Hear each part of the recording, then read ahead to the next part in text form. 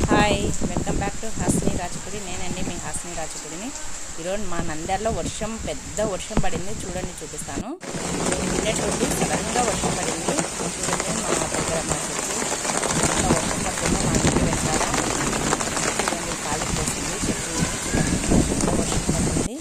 నిన్నట్టుండి సడన్గా మధ్యాహ్నం 2:30, 3 వరకు బాగుండింది. 4కు స్టార్ట్ అయిపోయింది. గాలి, ఉరుములు, మెరుపులు, వర్షము, విపరీతమైన వర్షం పడుతూనే ఉంది ఆగకుండా. 4:15 అలా స్టార్ట్ అయ్యింది. 5:30, 5:45 వరకు పడుతూనే ఉంది. మా మిద్దె పైన మేము ఈరోజే బట్టలు ఉతికిపోయింది మా చాకలమ్మ. మిద్దె పైన బట్టలన్నీ ఉన్నాయి. అక్కడ కూడా పైకి వెళ్ళిన తర్వాత చూపిస్తాం.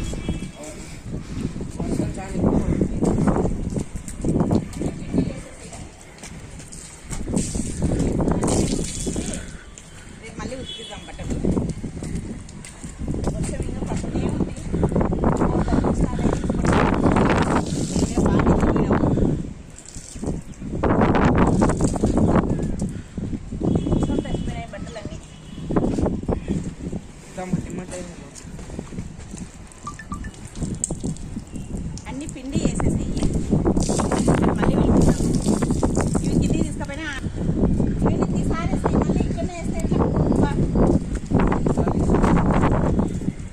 తీసేసేసి అన్ని బకెట్లో పిండి వేసేస్తావా?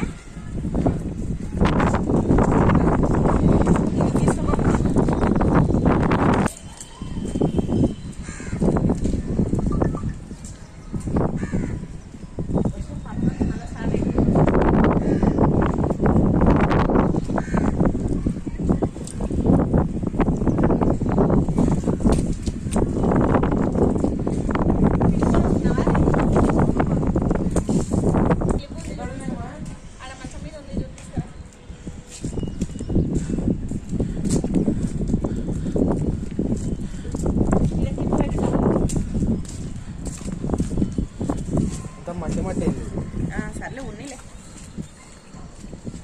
ఏం చేస్తావు? కింద పడిన మట్టి అంతా బట్టలకే అంటుంది. చిన్న పని అదంతా నీళ్ళు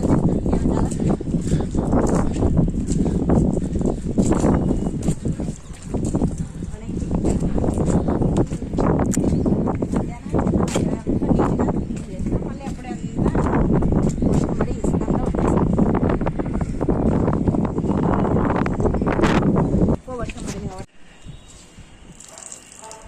చూడండి. ఈరోజు మా సాకలమ్మ వద్దంటే మేము అన్నం తింటున్నాము. మళ్ళీ ఉక్కుదులే, రేపు ఉక్కులు అన్నీ కూడా లేదులే, వర్షం పడదులే అని పిండేసింది.